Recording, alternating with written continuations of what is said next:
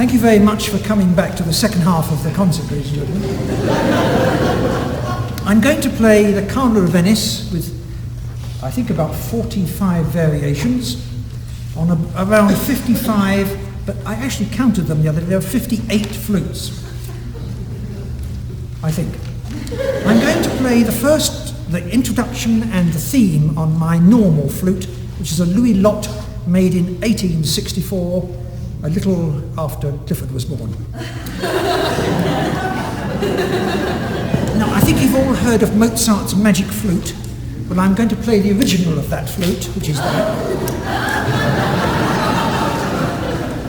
Then I'm going to play a variation on the piccolo, otherwise known as the shrieking twig. And then a variation on the bass flute. The bass flute, as you can see, is curved so that you can practice it in a telephone box. Or public toilet, as you prefer.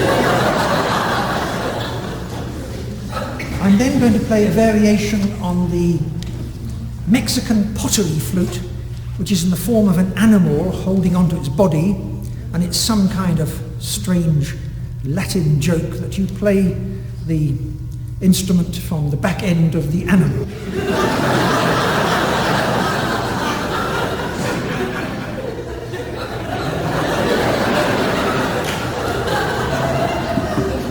And then I'm going to play a variation on the Indian flute, the bansuri.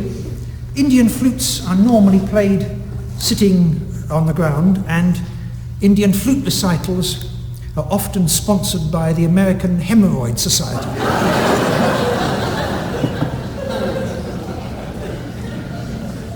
Then I'm going to play a variation on the panpipes.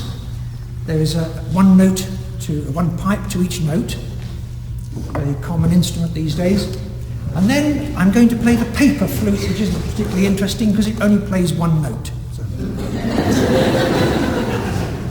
Then I'm going to play an instrument you don't often hear in the concert hall, the bicycle pump. A standard $2.99 bicycle pump. The solo I'm going to play on that is a cello solo.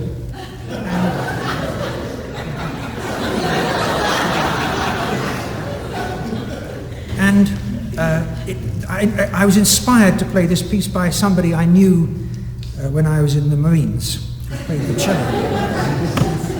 Rather in the way I'm going to play that piece. Then I'm going to play the shell ocarina.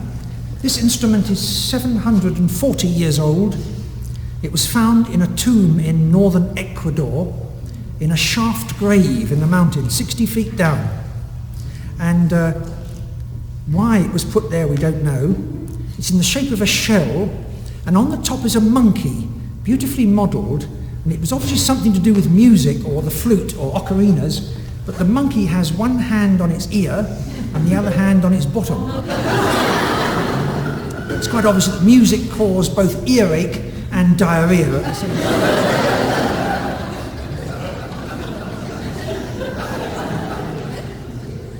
I'm then going to play the tibia, a human bone. A lady in my town had an accident.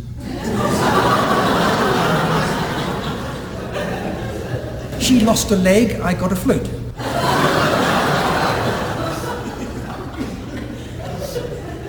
The surgeon who removed it very kindly brought it round to my house. I didn't need a foot joint, so he cut the foot off.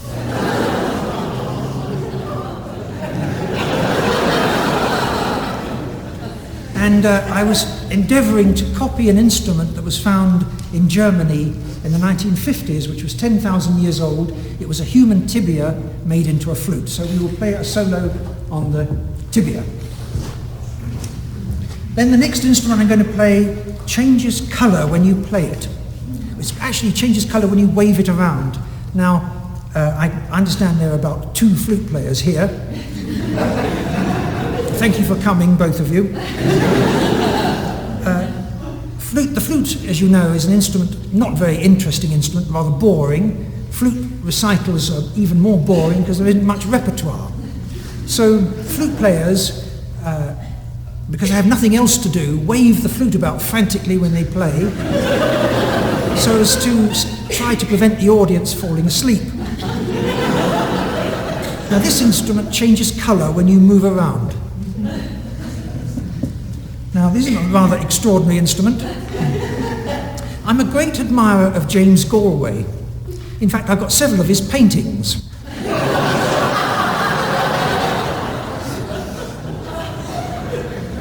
One of the things that he does is to decorate his flutes. This flute does some surprising things, and I've also decorated it, as you can see. Then I'm going to play the gemshorn. Now, gemshorns are medieval instruments, and they're played this way. I wanted to make one for this concert, so I saw an illustration in a book, and I thought it looked a little bit droopy, so I made mine go this way. And then I discovered the reason why it goes down is so that you can see the music.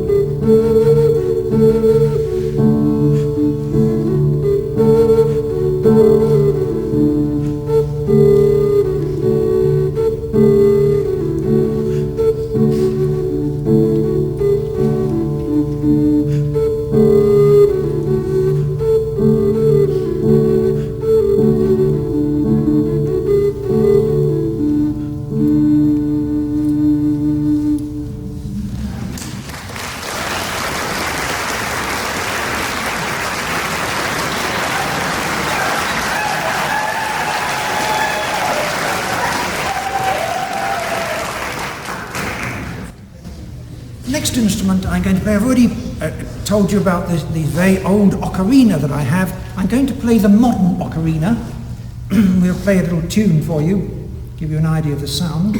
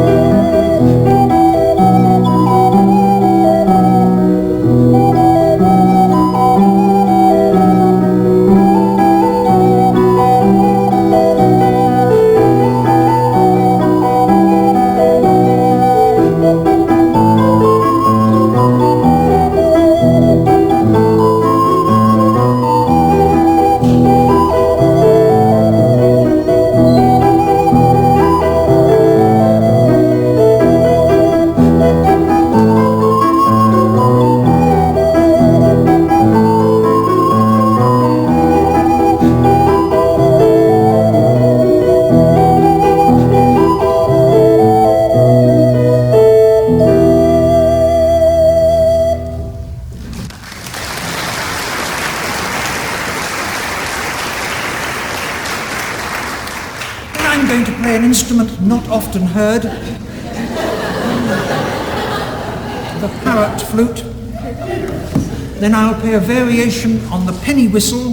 This is a 19th century brass French flageolet or penny whistle. Cost a little more than a penny these days. And that'll be followed by a Chinese instrument called the bawu. It's a rather difficult instrument to describe, but it has a very unusual sound. you'll probably remember it for quite a long time after you've heard it. And then I'm going to play the classical Chinese flute, the zizi or dizzy. It has a membrane covering one of the holes which buzzes when you play it.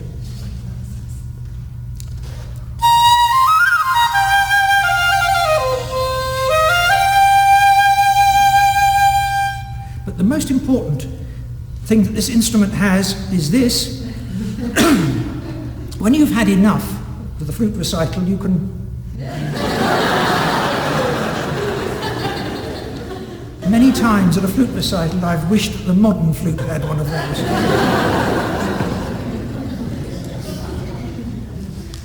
Then I shall play the double flageolet. It's a very rare instrument, but to tell you about the flageolet, I need to tell you about the single flageolet first. This instrument was made about 1825, and with this instrument you get a picture of two hands labelled left and right. It's a kind of idiot's flute. And the fingers are labelled 1, 2, 3, 4, 5, 6. And down the side of the instrument is carefully engraved the following figures: 1, 2, 3, 4, 5, 6. And down the other side are the names of the notes produced by putting down those fingers: B, A, G, F, E, D. That's because some people probably would have liked to have taken it. In between each of the holes is an ivory spike. So if you should put your finger on a spike, it's not on a hole and will therefore not produce a musical note. It will only cause pain. So the English gentleman would sit at home playing little tunes like this.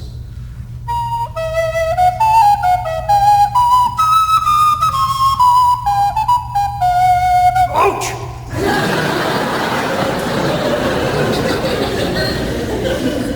But I shall play a variation on the double flageolet, which is two of these pipes put together.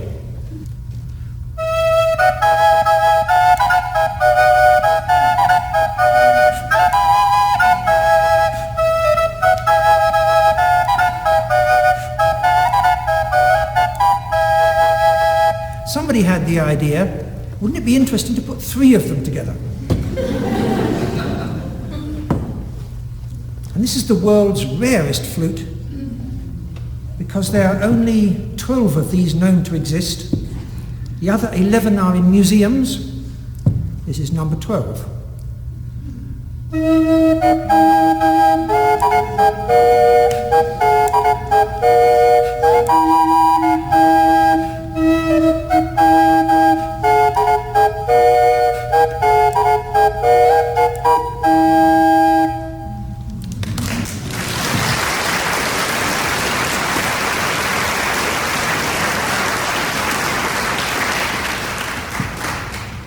After that, I'm going to play the digital electronic flute. It's called digital because you play it with your fingers.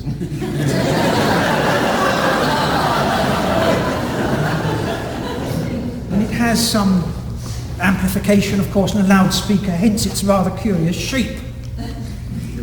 Then I'm going to play another variation on the tibia, the bone, followed by an instrument called the thumpy flute, because it's played with the thumbs.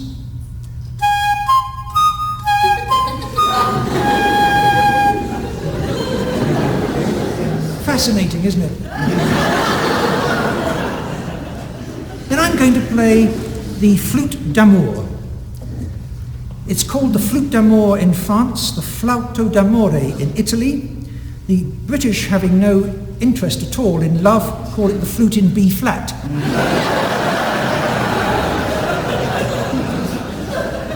It's an instrument which is slightly longer and slightly fatter than the normal flute. You can see the difference, not very much difference, but it has a different tone quality. After that variation on the flute d'amour, I'm going to play the sopranino recorder, which is the smallest member of the recorder family, and for some extraordinary reason it breaks up into three parts and goes into a little bag with a handle.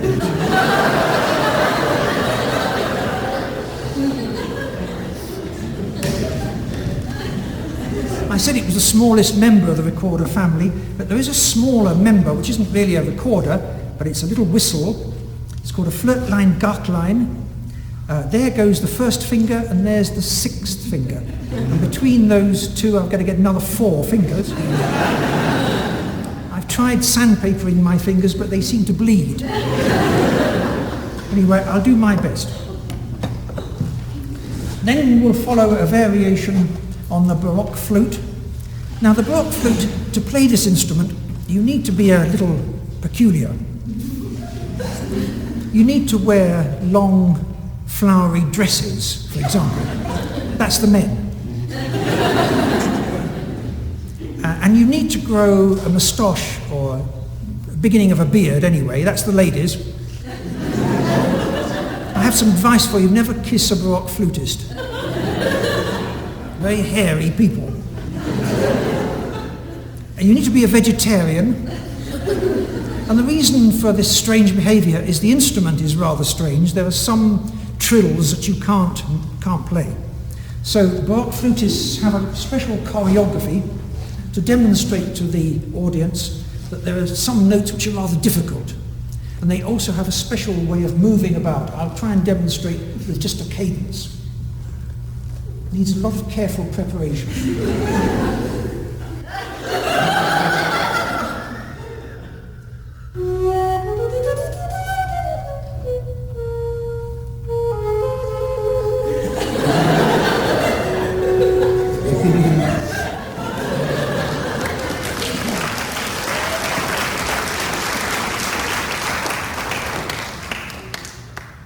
Then I'm going to play a variation on the alto flute, usually used in cigar commercials. And I will follow that with a variation on the frog.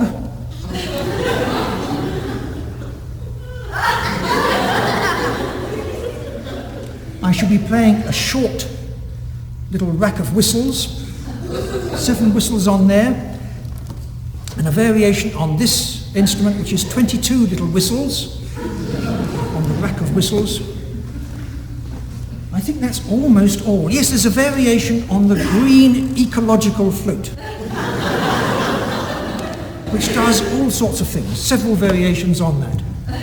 So, ladies and gentlemen, we'll play 45 variations on the Carnival of Venice by innumerable composers for 58 flutes at the last count. We'll just tune up. Well, that's what you do.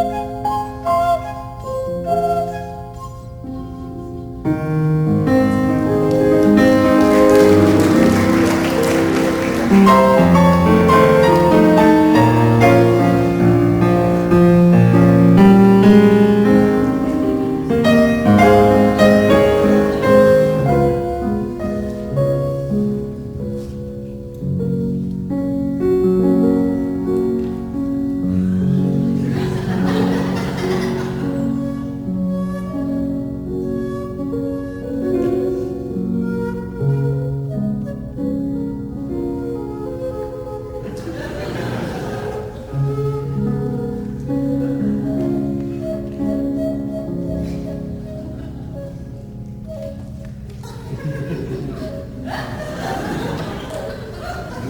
you.